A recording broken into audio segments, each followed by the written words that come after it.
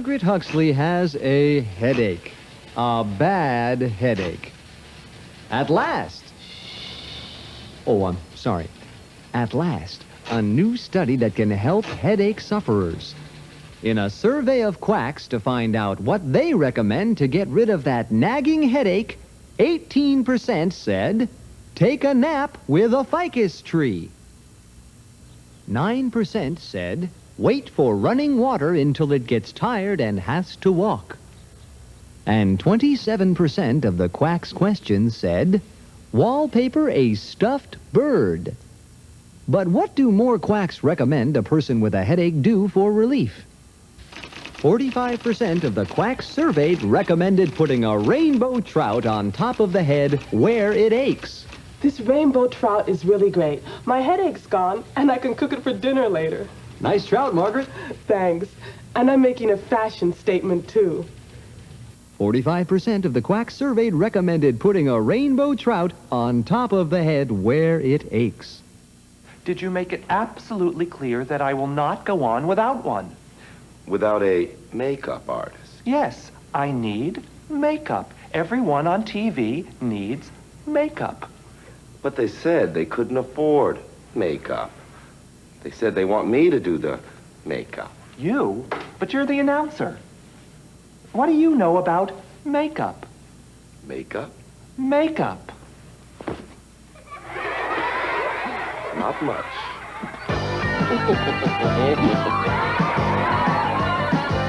And now, time for America's favorite mathematical game show, but who's counting? And here's America's most made-up host, Monte Carlo.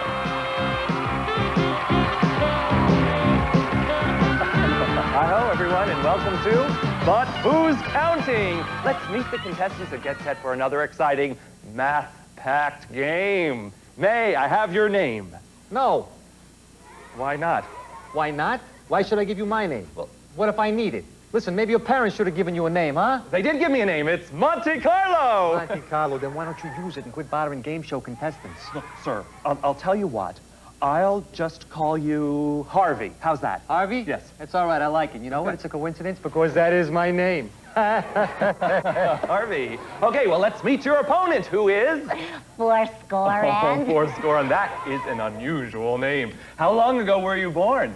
7 years ago. Viewers at home, get pencil and paper and play along with us. I am going to spin the wheel 5 times. Your job is to place each number that comes up on the place value holder. And the object of today's game is to create the smallest possible 5-digit number. But it must be an odd number, not an even number. And remember, once you place your digits, You can't change they are set in cement. Here we go with the first digit. Remember, we are looking for the smallest odd 5-digit number. And here we go with the first digit. A 3. There's a small odd number. Small, it's odd. I like it. This is your offstage meddler, and it looks like these two contestants are of different makings. Harvey has assured himself an odd number by placing the 3 in the ones position. Fourscorehand has opted to go for a small number. 4. The second digit is a 4. Here we go with the third digit. Remember, you can put it in the ones place, the tens place, the hundreds place, the thousands place, or the 10,000s place. It's a 6. Place your 6, and here we go with the 4th digit. Remember, we are looking for the smallest odd 5-digit number possible. And it's a number 8. Ooh, it's big and even. I don't know. Fourth digit is an 8. Big and even, yeah. Fourscorehand is still hoping for an odd number. A 9 is the only digit she can win with. The probability of that happening is only 1/10. Let's put a worm in our mouths and wait with bated breath.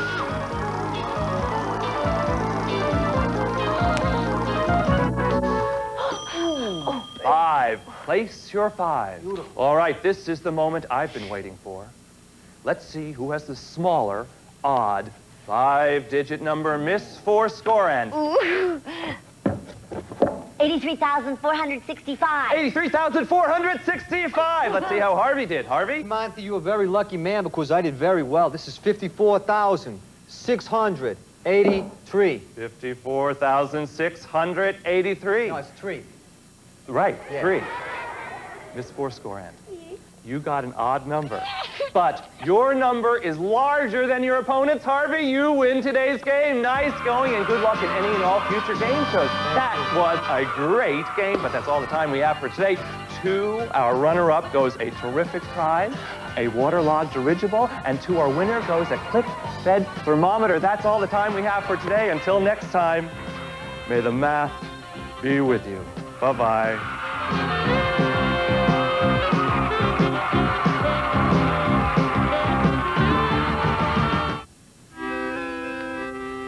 Hello out there, math phobe. You say your little girlfriend's mother just asked you for a favor and you said yes before you found out what it was?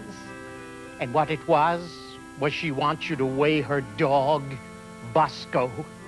And Bosco is a vicious chow dog with 3 sets of teeth, and he doesn't like to be touched.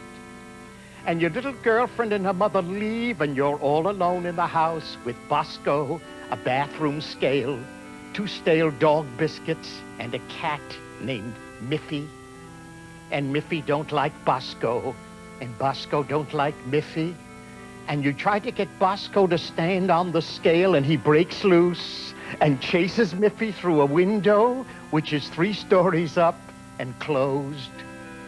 And you try to get Bosco on the scale again, so you bribe him with the 2 stale dog biscuits, and he gobbles them up along with your left sock. And Miffy climbs back through the window and starts to laugh. And Bosco chases Miffy into the grand piano, and the top slams down on Miffy's tail, and the lid gets stuck. And Bosco plays chopsticks for 4 paws, and the tune bangs Miffy all over the head with piano hammers. And Miffy begins to howl Rigi Pagliacci as Bosco accompanies her with the introduction to Malagueña. And you grab Bosco by the collar and you pull him towards the scale, but he trips you. And you fall on the scale and find out you weigh 75 pounds. And here comes your little girlfriend and her mother putting their key in the lock. Is that your trouble today, little Samaritan? Well, lift your head up high, because you can solve this conundrum. You can find out how much the dog weighs. Think about the problem. Now pick up the pooch gently, not by the collar, and stand on the scale with him. Find your weight together, then subtract the 75 pounds you weigh. Math has solved another problem for you, and you'll never give up, never give up, never give up on math. I wonder what happened to Miffy. If this much of the show is left to be seen, how much of the show have you already seen? Square One TV presents You Call the Angle. Here's skateboard champion Sean Miller with a new angle on some simple mathematics. Well, Sean uses math a little differently than we do. In each of these tricks, Sean's skateboard describes half turns called 180s, full turns called 360s, or turns and a half, which are 540s. Is this turn a 180, a 360, or a 540? You call the angle. Now, here's a clue.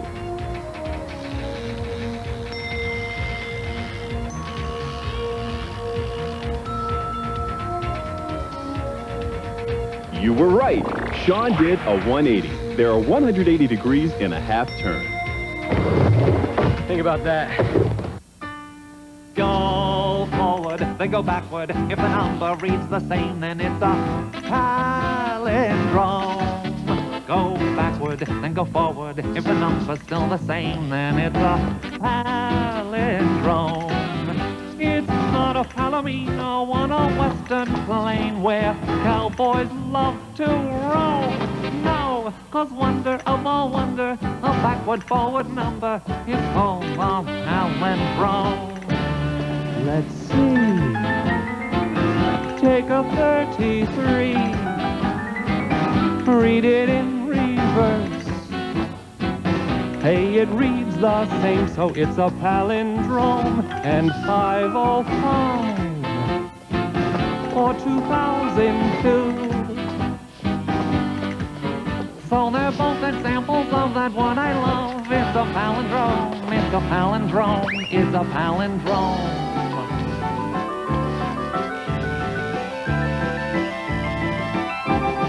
Go forward, then go backward. If the number reads the same, then it's a palindrome. Go backward, then go forward. If the number's still the same, then it's a palindrome. It's not a pachyderm performing in a circus at the hippodrome. No, 'cause wonder of a wonder, a backward-forward number is called a palindrome. Let's see, take a 63, read it in reverse. Now we're in a fix, 'cause it's a 36, but don't be sad. All we do is add the 63 to 36 and see, that's a 99. Hey, we're doing fine, that's a palindrome. Whoa, whoa. Go forward, then go backward. If the number reads the same, then it's a palindrome. Go backward, then go forward. It's a wonder, glad you came, 'cause it's a palindrome. If reversing and then adding doesn't work the first time, repeat it till you're home, 'cause you'll finally reach that number, that backward-forward number. You've reached the palindrome. Square One TV's roving reporter asks another question of the person on the street. Today's question: he just hit a home run at Dodger Stadium, and the ball just made it over the left field fence at 350 feet. How far would the ball go if you could hit it 1,000 times as far? Divided by 3, yeah, so it's 1,500 feet. Mile and a half. Approximately 60? Close. The ball would go about 66 miles. 66 miles? Wow. How far would the ball go if you could hit it 1,000,000 times as far? 100 miles. 1,000,000 times as far. I'll have to pass out on that one. 4,000 miles. 66,000. You're right.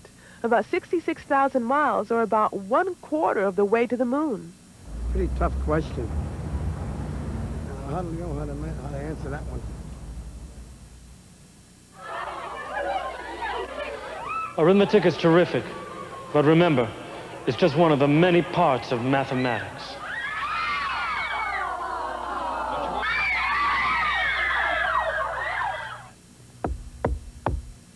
A knocking on my front door. Ah, perhaps it's Dirk Niblick, my mathematically inclined neighbor, returning the plumber's helper he borrowed Tuesday a week. Nope. Instead, it's Hilton Schneider, vaunted deliverer of mathematical puzzles. What's up, Schneider? Number quiz. I have selected a number from this menu. Guess which one it is by asking 3 questions, each reducing the list by exactly half. I did that already, and although I had a Jim Dandy time doing it, I would rather go into the backyard and welsh my rarebits. Remember, none of the 3 questions may ask for the number directly. I recall that arbitrary paradigm from an earlier episode. Very well. There are 8 numbers on your rather shop-worn board. My question must eliminate half or 4 of them. Uh-huh. Those are the rules, all right. That's what I said. Settle down there, Schneider. It's starting up again, buddy. All right, my first question. Is the number odd? Yes, it is. My first question worked out as planned, and I have successfully eliminated 4. Correct, Schneider, you nubile numberophile? Correct. Okay, is it a power of 3? Uh-huh. Do I take uh-huh to mean yes? Uh-huh. Oh, I'm down to my last query, and I cannot ask a direct question of the number. Okay, then, is the number a multiple of 9? Yes, it is. One thing I like about Schneider, he doesn't hang around replaying the hand.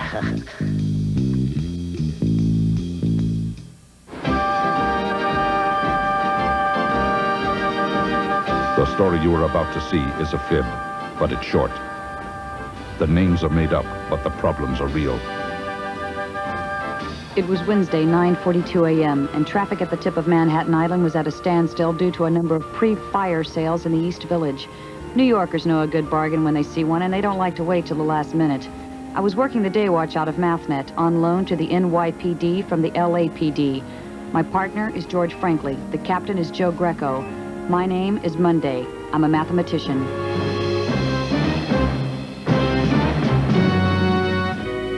We were working on a scam involving a Swami, a case my partner cleverly dubbed Swami Scam. We decided to look at scenes from earlier episodes to refresh our memories. 4 very prominent attorneys in New York had paid some ersatz Swami $5,000 each for a tip on a racehorse. Each received the tip, bet on the horse, and lost the bet, plus the $5,000. They bought their predictions after being convinced this person had some kind of magical view into the future. As Marvin Belly, one of the lawyers, said, with 4 candidates running, he predicted the winner, and it was a very close race. I can see why you might begin to believe that this jerk had magical powers. We asked him what the letter about the horse race said. Send a check for $5,000 to a post office box, and he would give me the name of the winning horse. And? And I did, and he did. But the horse didn't win the race, and Mr. Belly lost his shirt. We checked the other 3 victims. 3 other victims all wrote checks to the Swami. Uh-huh. And they all sent them to P.O. Box number 31313. We decided to check Box 31313 at the main post office. We wanted to know who rented it. Box 31313. Mr. John Doe. John Doe? D-O-E? No, D-O-U-G-H. Address? 123 Elm Street, Anytown, USA. We were also told that the box had been turned back to the post office 2 weeks earlier. A blind alley. But then George noticed that all the letters were run through the same postage meter. Maybe we can find out where these things were mailed from. Right. We find out who owns the machine, and we've nailed our Swami cold. Morning, George. Hi, Pard. How's Trace? Not bad. Pretty uneventful evening. Just did some laundry. I send mine out. It's kind of expensive. Yes, but it frees up my time for other things. Like what? Well, last night I went to the theater. What'd you see? Thus Spake Zarathustra. It was not one of Euripides' best. It was Nietzsche, George. I'd like to go to the theater some night. Well, if you sent your laundry out, you could. There are theaters all over the place. I'm going again tonight. Want company? Sure. What about your laundry? Mathnet, Monday. The post office? Well, I'll take that, Kate. I called them and asked them to check on the postage meter. Hello? Yes, sir. You traced it? Interfacing swine. George. What kind of language is that? Interfacing swine. It's a brokerage house on the street. They specialize in commodities futures and are big plungers in February pork bellies. Let's go talk with them. I'll call them.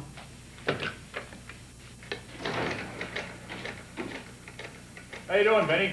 I can complain. Any luck on the case? Not much. I don't feel bad. I didn't have much luck at the track last night. You bet on the ponies, Benny? I have been known to place a bundle on the nasal passage of a thoroughbred in my time. Guess what? I talked to the manager of the mailroom at Interfacing Swine. He said those letters most certainly went through his meter machine. So we can trace them, find out who put them through, and we've got our Swami. Would that we could. There are hundreds and hundreds of people there. Impossible to trace. Rats. Did I hear you say you bet on horse races, Benny? Yeah, but don't tell my mom. How do you know which one to bet on? I dope out the races using a racing form. What's a racing form? It's a publication that tells you more than you want to know about racehorses.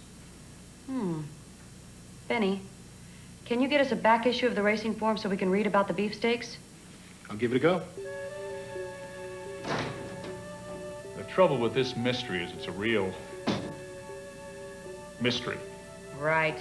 We don't know who did it, and we don't know how it was done. Well, we know how. All these people got these fantastic predictions. Then they got greedy. Yes, but since no one can predict the future accurately. Yeah, but how did whoever it is do whatever he did? That was fast. Had it in the glove compartment. And it's on the date of the beefsteaks? The day before, but there's a big article on the race. Need anything else? No. Thanks, Benny. Then I'm off to the garden. Madison Square Garden? What's going on? Hoops. Basketball, Knicks versus the Lakers. The Lakers will kill them. Get out of here. We'll undress those LA yokels. They'll be lucky to get out of town with their socks.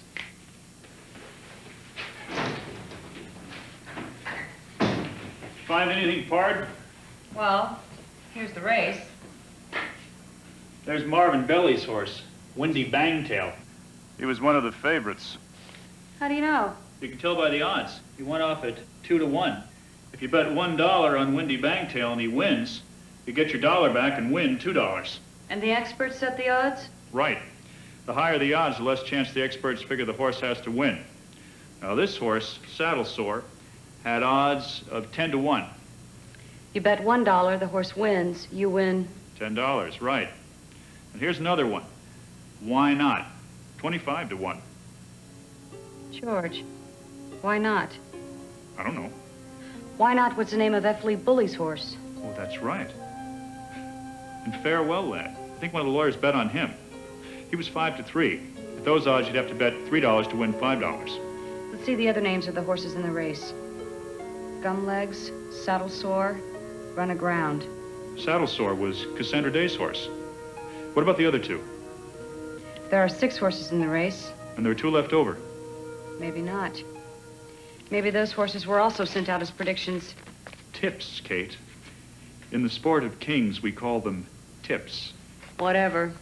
But those 2 horses could have meant another $5,000 apiece to the Swami.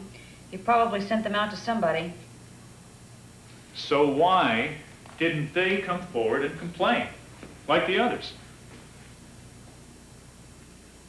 Wait a minute. What? The 4 horses that our victims bet on all lost the race. So? So one of these 2 horses had to have won the race. So? Well, the winner of the race isn't going to complain. The winner won. Of course. The winner is happy as a clam. Happy as a what? Clam. It's an old saying.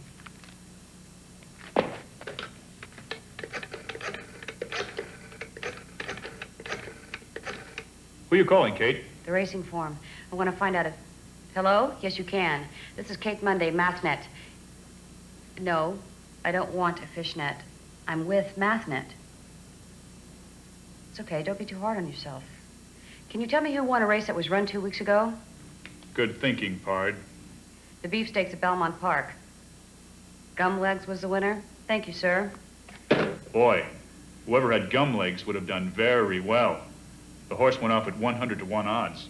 So if you bet $1, you won $100? Yes, but I think these retired lawyers bet a lot more than $1. If Marvin Belly had had gum legs and bet the 25,000, 100 to 1, he would have won $2.5 million. George. Kate? If someone had won a lot of money on Gumlegs, wouldn't the racetrack have a record of it? Yes. As a matter of fact, if someone wins more than $600, they have to fill out a form for the IRS. You know, the Internal Revenue Service. So Belmont Park would know who won a big bunch of bucks. Uh-huh.